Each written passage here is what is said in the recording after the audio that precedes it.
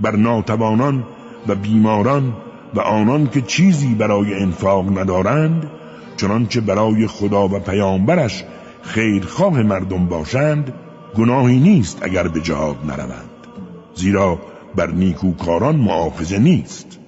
و بدانید که خداوند بزرگ بسیار آمرزنده و باگذشت است.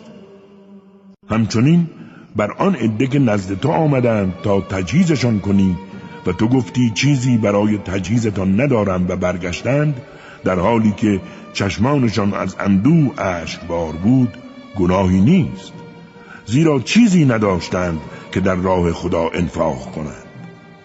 مجازات خداوند بر کسانی است که در عین توانگری از تو می‌خواهند که به جهاد نیایند و از اینکه با خانه نشینان هستند خوشنودند، بدان که خداوند مرکز فهم و ادراک آنها را مهر باطل زده و آنها حقایق را نمی‌فهمند.